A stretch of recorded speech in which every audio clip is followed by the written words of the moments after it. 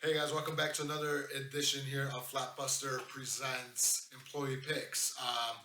So you probably watched Tony's review, our review of Star and Barb go to Barb and Star. It's good. We're gonna keep it rolling.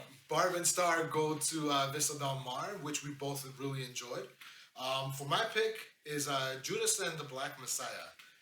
I thought it was a very good movie based on a true story, actually, about the civil right movements in the '60s, Black Panthers, and it's a pretty heavy movie. What it takes, the themes of within the movie. At the same time, though, it's something I feel like is very important, especially we're in Black History Month. It's a Yeah. pretty important movie to watch. But it's not political. It may be political, but it's like a Trojan horse movie. You know, it's a spy movie in a sense.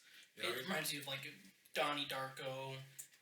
Right. A lot of movies of that, and it's an important movie. And to your point, it doesn't have to be political because No. there's so many people that, excuse me, there's so many people that'll look at it and be like, oh, Black Panthers, and they'll read everything that they heard about in history or as a kid and try to villainize that movement. And I would say go into this movie, watch it. It's really sticks close to the true events and the source material. Everything you look at in this movie is pretty damn close to what really happened, and it is an important movie, especially this time of month, as well as the times that we live in now and the things that are going on. I found this like crazy, just like striking to what's going on in 2020 and 2021. I really enjoyed this one a lot. Yeah, absolutely. I mean, the acting was a great cast. You had Daniel from you seen him from like Get Out and Black Panther. You had Lakeith, who's I feel like he's on his way to stardom. If you've seen Sorry to Bother You or Atlanta, Atlanta, Knives Out, he's in that as well. yeah. So he does a phenomenal job playing the spy in this movie.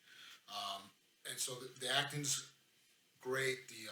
The script was really nice and tight. The directing was also really well done. So it's one of my favorites of the year so far. It's definitely a really great contender for one of my favorites of 2021. I was really excited about this, and when I heard you were loving it and so many others were loving it, I was excited to jump in. I forgot it was coming to HBO Max until you said it was on HBO Max. I was like, oh, I thought that was going to theaters, but one of the things I was surprised by in this movie was it's a first-time director. I know it's produced by Ryan Coogler and some other well-known directors as well, but the director of this movie, it's his first movie. Oh, nice. I know, and fantastic job. This definitely has a lot of tense moments. Oh, yeah. The acting across the board is insane. It's so good, and I think it's a really important movie, but also for the two leads, it's a great showcase for they're definitely getting nominations for Best Actor, Best Supporting Actor, however they're going to do that. This is a really good showcase for both those guys. Oh, absolutely. It's a very good showcase for both of them. And I think that, you know, if you're into the civil rights movement and you're into, you know, what else is going on in the world, it's, like we said, it's one that we recommend for you to watch. Also, you know, you could sort of watch the trial of the Chicago Seven and then, Perfect tie-in for this. right, and then like move right into that. Like you could do a double feature. Watch like the trial of the Magnificent Seven on Netflix, and then move over to The Magnificent Seven. You said the trial of the we should review that movie. Like, what would they be on trial for? Man, I am stumbling on my words today. Oh, we can make that a movie. Put Chris Pratt on trial. Apparently he hates gay people. Apparently. The trial of the Chicago Seven. Ah. No, I agree with you though. I think you can watch those movies back to back and see what happened to Bobby Seale in that movie and how it leads into this movie with the informants and the FBI, how dirty they are. Again, like Gabe said, this isn't a political movie.